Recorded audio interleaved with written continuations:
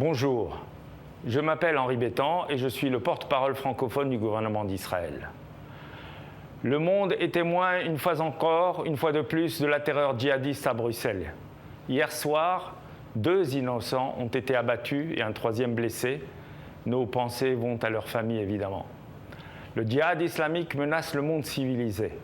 Dans sa barbarie, il ne fait pas de différence entre nationalité et religion, enfants et adultes, malades ou bien portants. Au 11e jour de la guerre, 6 930 roquettes ont été tirées sur Israël. Plus de 1400 Israéliens ont été tués. Plus de 3500 blessés entre eux. 199 familles ont été informées de l'enlèvement de leurs proches.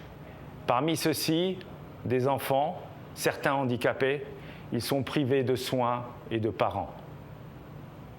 Des parents ont été pris en otage, leurs enfants livrés à leur sort.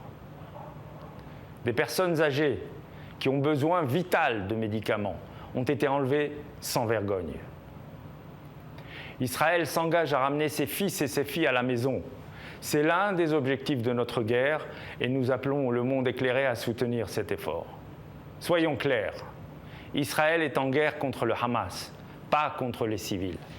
Depuis 5 jours, nous exhortons les habitants de Gaza à gagner les zones sûres du sud de l'enclave.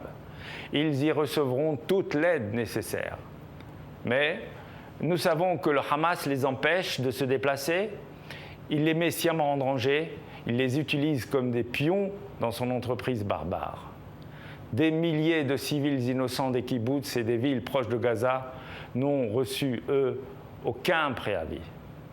Ils ont été martyrisés par les terroristes islamiques sans aucune pitié et leurs maisons réduites en poussière.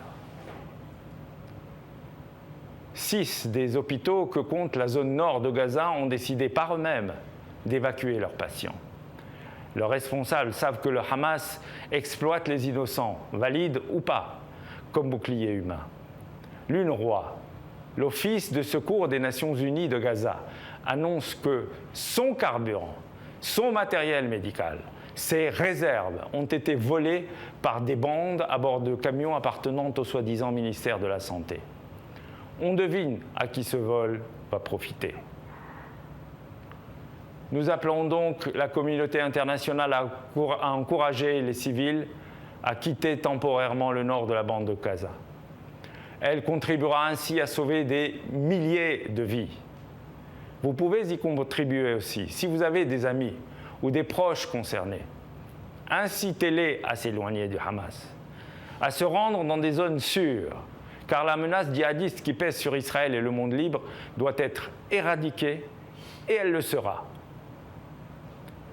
L'évacuation des communautés israéliennes autour de Gaza, y compris les rescapés du massacre, a concerné des centaines de milliers de citoyens. Par ailleurs, 28 communautés, soit plus de 80 000 personnes, ont dû quitter leur domicile à proximité de la frontière libanaise.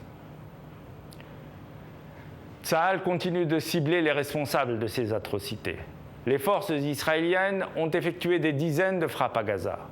Elles ont ciblé le quartier général de Hamas, des sites de lancement de missiles et un grand nombre de terroristes dans leurs différents repères. L'armée de défense d'Israël et les services de renseignement ont éliminé Oussama Mazini, le chef du conseil de la Choura, cet organe religieux de l'organisation terroriste. Mazini dirigeait directement les activités de terreur contre Israël. Israël a également frappé le centre opérationnel d'Ali Qadhi, le chef des commandos Hamas directement responsable des massacres. Comme l'a dit notre chef d'état-major à nos troupes sur le terrain, attaquez-les partout, chaque commandant, chaque agent, détruisez leurs infrastructures. En un mot, gagnez.